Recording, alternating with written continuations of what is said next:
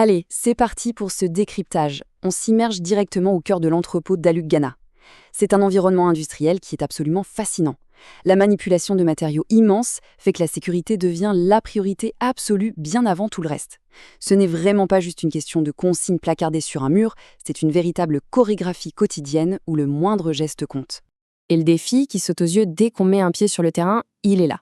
Comment fait-on pour déplacer des tonnes et des tonnes d'aluminium sans jamais risquer le moindre accident ? C'est un véritable tour de force logistique. Ça demande une précision d'horloger, mais au beau milieu d'un environnement rempli de machinerie lourde. Pour bien planter le décor, rappelons rapidement la mission de base d'une entreprise logistique. C'est une organisation qui va orchestrer la réception, le stockage et l'expédition des marchandises. Le but du jeu, c'est de s'assurer que les produits arrivent en toute sécurité et surtout au bon moment. C'est vraiment le cœur battant de toute la chaîne. Et c'est exactement là qu'entre en scène Gélina. C'est notre stagiaire en mission d'observation pour ce décryptage. Son rôle, ce n'est pas de porter les charges, non, mais de décortiquer ce processus très complexe pour comprendre comment on reste en sécurité sur le terrain. C'est hyper intéressant parce qu'à travers son regard neuf, on va vraiment découvrir les rouages de cette énorme machine. Pour se faire une idée de l'ampleur du truc, gardons ce chiffre en tête. 6,5 mètres. C'est la longueur incroyable que peuvent atteindre ces profils en aluminium massif. Avec des dimensions pareilles, c'est simple, la moindre petite erreur d'inattention peut se transformer en un danger majeur. C'est la taille même de la marchandise qui dicte absolument toutes les règles. Première grande étape de notre parcours, l'arrivée et le contrôle. Le protocole d'arrivée, il est d'une rigueur absolue. Tout commence à la seconde où le camion se pointe. Le chauffeur sonne à l'accueil et boum, un panneau lui rappelle tout de suite de vérifier ses équipements de protection.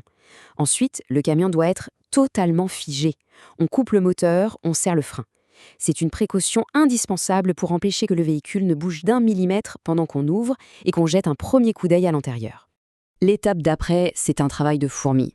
Le réceptionnaire ne fait pas juste survoler les documents, il faut tout croiser. D'un côté, la paperasse, les bons de livraison, de commande, de transport, et de l'autre, la réalité physique, la référence, la quantité, les fameuses dimensions de 6 mètres et même les numéros des profils.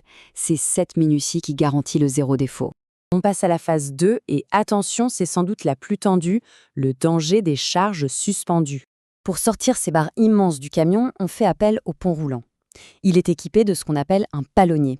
C'est un dispositif indispensable qui permet de soulever ces profils extrêmement longs pour que le déchargement soit parfaitement stable. Sans cette technologie de levage hyper spécifique, manipuler des pièces pareilles, ce serait tout bonnement ingérable. Et là, oups, un balancement, ça illustre brillamment à quel point ça peut dégénérer en une fraction de seconde si on relâche son attention ou si quelqu'un s'approche trop près. La physique de ces charges longues fait qu'un simple petit effet de balancier génère une force totalement dévastatrice. Parce que sur le terrain, on ne plaisante pas avec les lois de la gravité. Les risques principaux sont sévères. On parle d'un risque réel d'écrasement, de la chute brutale d'une charge de plusieurs tonnes, de ce fameux balancement très dangereux et de blessures particulièrement graves qui visent en général la tête et les pieds. C'est un environnement qui ne pardonne aucune imprudence. Pour contrer tout ça, place à la section 3, les règles d'or, la véritable armure de l'entrepôt.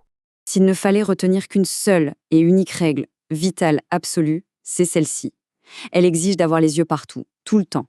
Ne jamais, au grand jamais, passer sous une charge suspendue. C'est littéralement la règle numéro 1 de la survie en milieu logistique lourd. Une tonne de métal en l'air, c'est une menace. Et la meilleure parade, c'est de garder ses distances. Et bien sûr, ça s'accompagne des fameux EPI, les équipements de protection individuelle. Le casque, les chaussures de sécurité, le gilet jaune haute visibilité, c'est le trio obligatoire. Ce qui est crucial de comprendre ici, c'est qu'il n'y a aucune exception. Cette règle s'applique à tous, que ce soit les salariés de l'entrepôt ou le chauffeur qui vient juste déposer sa marchandise. Tout le monde doit être équipé. Ce qui nous amène à notre 4e et dernière étape, comment améliorer notre sécurité tous ensemble. L'observation menée par notre stagiaire met en lumière d'excellentes pistes d'amélioration.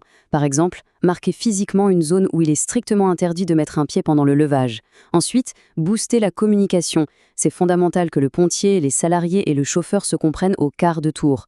Et enfin, ne jamais lésiner sur les rappels réguliers des consignes pour empêcher la routine d'endormir la vigilance.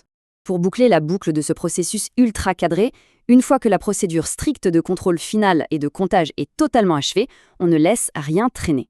Les profils sont expédiés pour un rangement sécurisé dans le transstocker, ce grand système de stockage automatisé. Et voilà, le cycle de réception est terminé, sans accroc.